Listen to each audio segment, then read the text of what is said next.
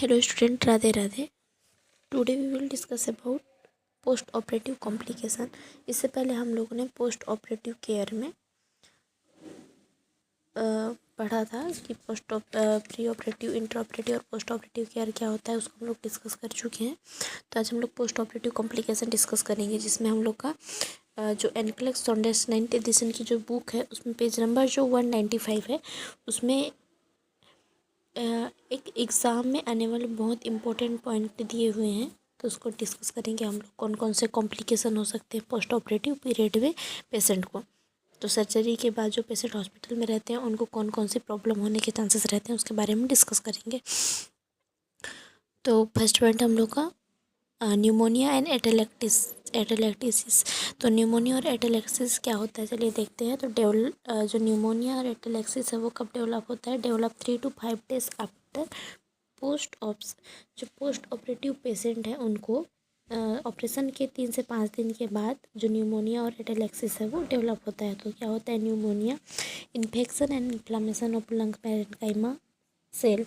जो लंग का parenchymal cell है, जो लंग्स में कोशिकाएं होती है, पैरेन्काइमल कोशिका होती है, उसमें इन्फेक्शन और इन्फ्लामेशन, सूजन हो जाएगा, तो उसको हम लोग बोलते हैं न्यूमोनिया। फिर नेक्स्ट पॉइंट है एटेलेक्सिस। क्या होता है? Airless and collapse condition of lungs called atelectasis. जो एयरलेस है एंड कोलैप्स कंडीशन है, क्या होता है ये? जो लंग्स है उसमें एयर की कमी हो जाती है, जिसकी वजह से जो लंग्स है वो सिकुड़ जाते हैं। तो उसको हम वो कंडीशन जब लंग्स में होती है तो उसको बोलते हैं एटेलेक्सिस। और ये कब होता है? ये पोस्ट ऑपरेटिव पीरियड में 3 से पोस्ट ऑपरेटिव पीरियड में 3 से 5 दिन के बीच में होता है। फिर इसका assessment and sign and symptoms क्या क्या हो सकते हैं? सबसे पहले डिप्सनिया होगा। डिप्सनिया मीनिंग होता है ब्रीथिंग डिफ़िकल्टी, सांस लेने में परेशानी होगी। इंक्रीज रेस्पिरेशन रेट होगा। और ब्रीथिंग डिफ़िकल्टी होगी तो क्या होगा? जो रेस्पिरेटरी रेट है वो बढ़ जाएगा और पल्स रेट है वो भी बढ़ जाएगा। फिर क्या?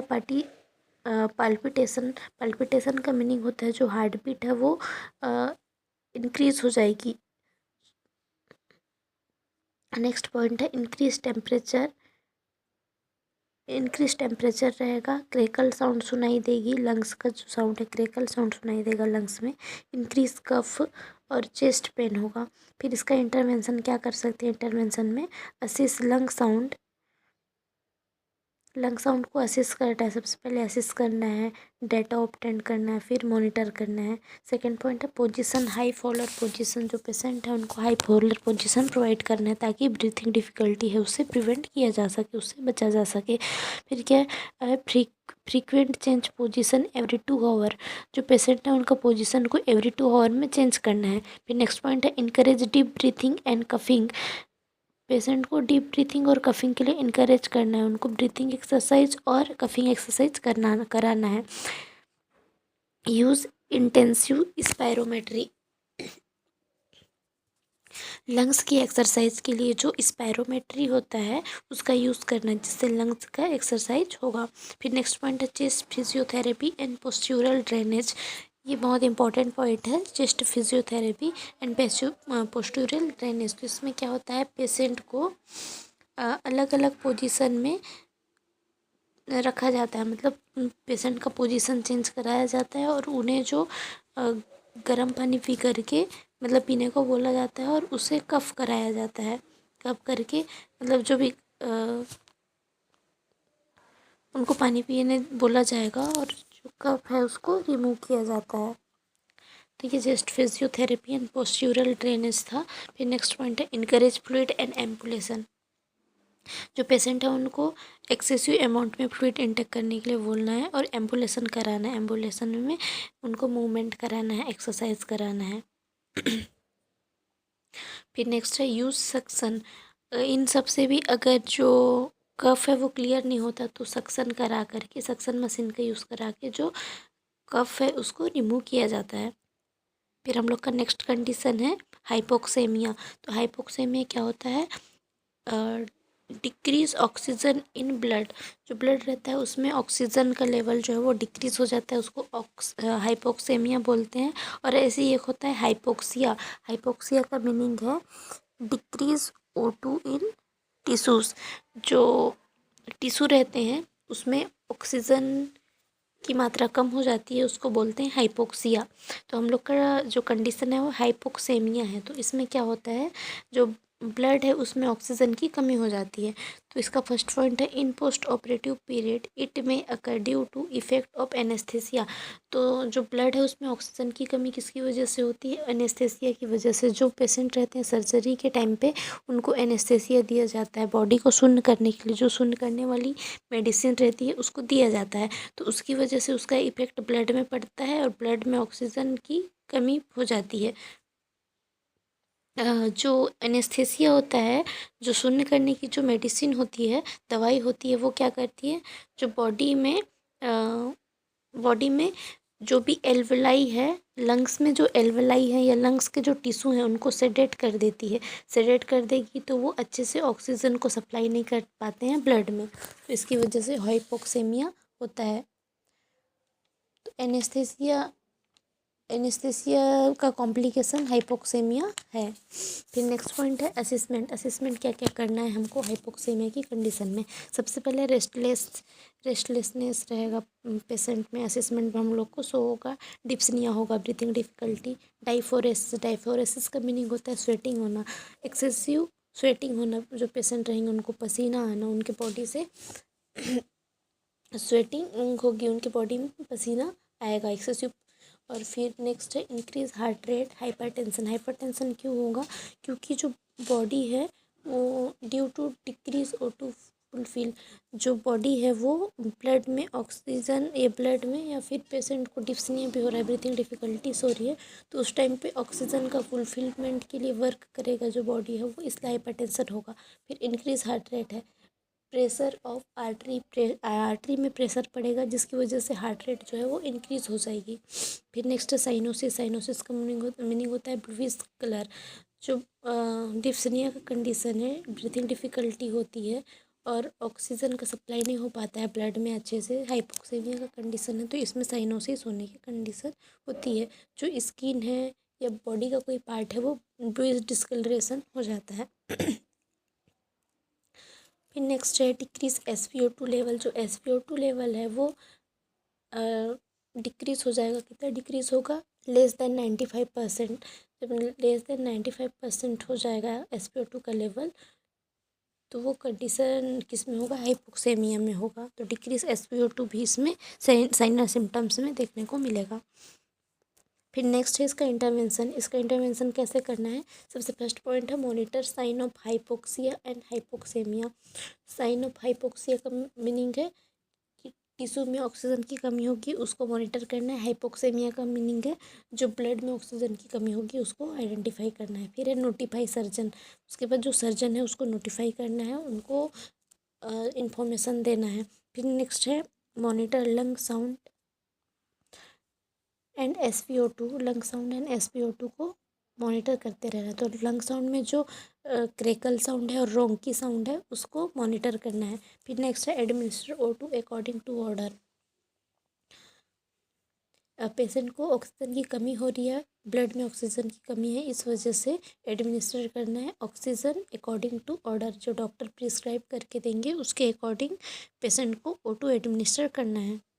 फिर नेक्स्ट है encourage coughing and deep breathing. जो पेशेंट है उनको coughing and deep breathing exercise कराना है। फिर नेक्स्ट है फ्रीक्वेंट चेंज द पोजीशन। जो पेशेंट का पोजीशन है उसको फ्रीक्वेंटली चेंज करना है, एवरी 2 आवर में तो करते ही है चेंज। साथ में अगर पेशेंट को नीड है या ब्रीथिंग डिफिकल्टीज हो रही है उस कंडीशन में भी पेशेंट का पोजीशन चेंज करना है। तो स्टूडेंट्स नेक्स्ट पॉइंट हम लोग का जो थर्ड है वो कंडीशन है पल्मोनरी एम्बोलिज्म। तो पल्मोनरी एम्बोलिज्म क्या होता है, चलिए देखते हैं। An embolus block the pulmonary artery and disrupt blood flow to lobe of lungs. तो पल्मोनरी एम्बोलिज्म में क्या होता है, ये इसमें जो ब्लड है वो क्लॉट फॉर्म में हो जाता है, जिसकी वजह से वो पल्मोनरी आर्टरी को ब्लॉक कर देगा। ब्लॉक करेगा तो जो ब्लड फ्लो है लंग्स में ब्लड फ्लो रुक जाएगा। तो ये कंडीशन होती है पल्मोनरी एम्बोलिज्म की। तो इसका असेसमेंट देखते हैं, वेरी वेरी इंपॉर्टेंट है ये असेसमेंट, इसका एग्ज़ाम में पूछे जाते हैं क्वेश्चंस। फिर इसका असेसमेंट है फर्स्ट पॉइंट है सडन डिस्पनिया। अचानक से पेशेंट को क्या होगी, ब्रीथिंग डिफिकल्टी होगी, सांस लेने में परेशानी होगी, शार्प चेस्ट पेन होगा, साइनोसिस होगा, ब्लूइश कलर हो जाएगा बॉडी में। फिर increase heart rate and respiration rate है, तो हार्ट रेट के साथ साथ इसमें रेस्पिरेशन रेट जो है वो भी बढ़ जाएगा। फिर डिक्रीज बीपी, जो ब्लड प्रेशर है पेशेंट का वो कम हो जाएगा, तो ब्लड प्रेशर कम होता है उसको बोलते हैं हाइपोटेंशन। फिर नेक्स्ट है इसका इंटरवेंशन कैसे किया जाता है। तो इंटरवेंशन में सबसे पहले नोटिफाई द सर्जन, जो सर्जन है उनको नोटिफाई करना है, क्योंकि ये जो पल्मोनरी एम्बोलिज्म का कंडीशन है वो क्या है, लाइफ थ्रेटनिंग कंडीशन है, इसीलिए इमीडिएट जो सर्जन है उनको नोटिफाई करना है, उनको इन्फॉर्मेशन देना है। फिर नेक्स्ट पॉइंट है मॉनिटर वाइटल साइन, पेशेंट का वाइटल साइन चेक करना है, जिसमें temperature, pulse, respiration, blood pressure, ये असेसमेंट करना है। फिर नेक्स्ट है administer O2 and medication, oxygen administer करना है पेशेंट को और मेडिसिन एडमिनिस्टर करना है अकॉर्डिंग टू डॉक्टर के प्रिस्क्रिप्शन ऑर्डर के, जो प्रिस्क्राइब किए हैं ऑर्डर जो डॉक्टर पेशेंट के लिए लिखे हैं उनके अकॉर्डिंग पेशेंट को ऑक्सीजन और मेडिसिन प्रोवाइड करना है। फिर नेक्स्ट है 4 एंड 5 जो है वो एक साथ है, हेमरेज एंड शॉक है। हेमरेज एंड शॉक क्या होता है चलिए देखते हैं। तो हेमरेज क्या होता है, ये ब्लीडिंग, एक्सेसिव ब्लीडिंग होती है बॉडी में, उसको बोलते हैं हेमरेज। अगर कोई आर्टरी है जैसे वो रप्चर हो गई है, रप्चर होने की वजह से एक्सेसिव ब्लीडिंग हो रहा है पोस्ट ऑपरेटिव पीरियड में, सर्जरी के बाद कोई आर्टरी रप्चर हो गई है तो उसमें एक्सेसिव ब्लीडिंग होगा, उसको बोलते हैं हेमरेज। तो ये वेरी इंपॉर्टेंट है। फिर नेक्स्ट पॉइंट है शॉक। तो शॉक क्या होता है, एक्सेसिव ब्लीडिंग होगी पेशेंट को, उस टाइम में क्या होगा, बॉडी में ऑक्सीजन, बॉडी में या ब्लड में ऑक्सीजन नहीं पहुंच पाएगा, तो जिसकी वजह से शॉक का कंडीशन हो सकता है। तो चलिए इसका असेसमेंट देखते हैं कि इसमें क्या क्या साइन एंड सिम्टम्स देखने को मिल सकते हैं। तो सबसे पहले restlessness, weak and rapid pulse, hypotension, जो ब्लड प्रेशर है वो कम हो जाएगा, tachycardia and cool clammy skin होगा और डिक्रीज यूरिन आउटपुट होगा, जो यूरिन आउटपुट है वो डिक्रीज हो जाएगा, डिक्रीज कितना हो जाएगा, <30 ml पर हावर। इस कंडीशन में जो पेशेंट है वो 1 घंटे में 30 ml से कम यूरिन पास करेगा यूरिनरी कैथेटर में। फिर हेमरेज एंड शॉक का इंटरवेंशन है। फर्स्ट है direct apply pressure to site of infection, site of bleeding. तो डायरेक्ट अप्लाई करना है, प्रेशर अप्लाई करना है किस पे, साइट ऑफ ब्लीडिंग, जो ब्लीडिंग का साइट है जहाँ से ब्लीडिंग हो रही है उस पर डायरेक्ट प्रेशर अप्लाई करना है। फिर नेक्स्ट पॉइंट है नोटिफाई सर्जन को इन्फॉर्म करना है। फिर नेक्स्ट है administer O2 and IV fluids, administer करना है ऑक्सीजन और IV फ्लूइड्स जो है उसको एडमिनिस्टर करना है अकॉर्डिंग टू प्रिस्क्रिप्शन। फिर नेक्स्ट पॉइंट है जो पेज नंबर 196 है, एनक्लेक्स सौंदर्श 9th एडिशन की जो बुक है उसमें, तो उसमें पेज नंबर 196 है, जिसमें क्या है, if client had spinal anaesthesia do not elevate leg high then pillow. तो जब पेशेंट को स्पाइनल एनेस्थेसिया दिया जाता है उस कंडीशन में जो लेग है उसको जो पिलो वाला है, जो सिर वाला भाग है, उससे पैर वाला भाग को ज़्यादा उठा के नहीं रखना है, उसको नीचे ही रखना है, सिर वाला भाग थोड़ा ऊपर में ही रखा जाएगा।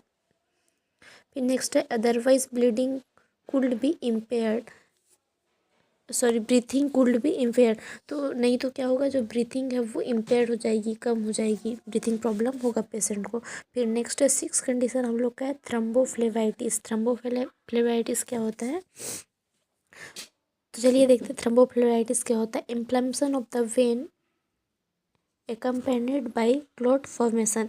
तो यहाँ पे एकम्पेनिड बाई का जो मीनिंग है वो क्या है, के साथ। इन्फ्लेमेशन, जो वेन है उसमें इन्फ्लेमेशन के साथ क्या होगा, क्लॉट फॉर्मेशन भी होगा। क्लॉट फॉर्मेशन होगा, ब्लड का क्लॉट हो जाएगा और साथ में इन्फ्लेमेशन, सूजन भी होगी, उसको बोलते हैं थ्रम्बोफ्लेबाइटिस। तो इस थ्रम्बोफ्लेबाइटिस का असेसमेंट कैसे किया जाता है, तो असेसमेंट में इसके साइन एंड सिम्टम्स देखते हैं। सबसे पहले तो क्या है, वेन का इन्फ्लामेशन होगा, तो इन्फ्लामेशन होगा वेन का, जो वेन है वो उसमें सूजन आ जाएगा, तो इसका साइन ऑफ इन्फ्लामेशन देखते हैं। साइन ऑफ इन्फ्लामेशन जो है वो 5 टाइप का होता है। सबसे पहले है रेबर। रेबर का मीनिंग होता है रेडनेस। गैलर। गैलर का मीनिंग होता है इंक्रीज टेम्परेचर। एंड थर्ड है ट्यूमर। ट्यूमर का है स्वेलिंग फॉर्मेशन होगा, उसको ट्यूमर बोलते हैं। फिर डोलर है। डोलर का मीनिंग होता है पेन। एंड लास्ट है फंक्सियोलेसा। फंक्सियोलेसा का मीनिंग होता है लॉस ऑफ सेंसेशन। जो जो भी पार्ट है जहाँ पे थ्रोम्बोफ्लेबाइटिस हुआ है वहाँ का जो बॉडी पार्ट है वहाँ पे सेंसेशन लॉस हो जाएगा, उसको बोलते हैं फंक्सियोलेसा। फिर इसका नेक्स्ट साइन सिम्टम्स है क्रैम्पिंग लेग एंड पेन। फिर क्या है cord like hard tender vein. जो वेन है वो कॉर्ड लाइक शेप में हो जाएगा, इरेगुलर शेप हो जाएगा वेन का। फिर नेक्स्ट है इंक्रीज टेम्परेचर। फिर इसका इंटरवेंशन कैसे किया जाता है वो देख। इंटरवेंशन का फर्स्ट पॉइंट है मॉनिटर साइन ऑफ इन्फ्लामेशन। जो इन्फ्लामेशन है, सूजन है, उसका साइन को मॉनिटर करना है। फिर क्या है एलिवेट द एक्सट्रीमिटीज़ 30 डिग्री। जो एक्सट्रीमिटीज़ हैं, लेग है जो पेशेंट का, उसको 30 डिग्री में एलिवेट करके रखना है, उठा करके रखना है। Use anti embolic stocking device. जो एंटी एम्बोलिक स्टॉकिंग डिवाइस है उसको जिस भी बॉडी के पार्ट में जैसे इन्फ्लामेशन हो गया, थ्रोम्बोफ्लेबाइटिस हो गया है, वहाँ पे ब्लड क्लॉट हो गया है वेन में, तो उस जगह पे वो डिवाइस को सेट करके रखा जाता है, जिससे कि वो प्रेशर जनरेट करेगा जो डिवाइस है वो, और जो क्लॉट फॉर्मेशन है वो उससे प्रिवेंट किया जा सकता है। तो ये एंटी एम्बोलिक स्टॉकिंग डिवाइस है, इसका इमेज आप लोग सर्च करके देख लीजिएगा। फिर नेक्स्ट पॉइंट है use range of motion exercise. जो रेंज ऑफ मोशन एक्सरसाइज है उसका यूज़ करना है एवरी 2 आवर में, हर 2 घंटे में रेंज ऑफ मोशन एक्सरसाइज कराना है पेशेंट को, जिसमें नॉर्मली ही रहेगा। जो एक्सट्रीमिटीज़ है, हाथ पैर है, उनके लिए ही ये एक्सरसाइज होता है, रेंज ऑफ मोशन एक्सरसाइज है वो। फिर नेक्स्ट है इंक्रीज एम्बुलेशन। पेशेंट का जो एम्बुलेशन है, मूवमेंट है, उसको इंक्रीज कराना है। फिर नेक्स्ट है do not dangle leg. Dangle leg का मतलब होता है पैर को लटका के रखने से मना। फिर लास्ट इंटरवेंशन है एंटीकोगुलेशन अकॉर्डिंग टू प्रिस्क्रिप्शन। जो एंटीकोगुलेशन होता है उसमें एक हेपेरिन ड्रग है जिसका यूज़ किया जाता है। जो कोगुलेशन होता है, क्लॉट फॉर्मेशन होता है, उससे प्रिवेंट करता है जो हेपेरिन है वो, तो उसका यूज़ करना है अकॉर्डिंग टू डॉक्टर के प्रिस्क्रिप्शन के। तो स्टूडेंट आज के लिए इतना ही। नेक्स्ट वीडियो में बाकी का जो कॉम्प्लिकेशन है वो डिस्कस करेंगे। Thank you student.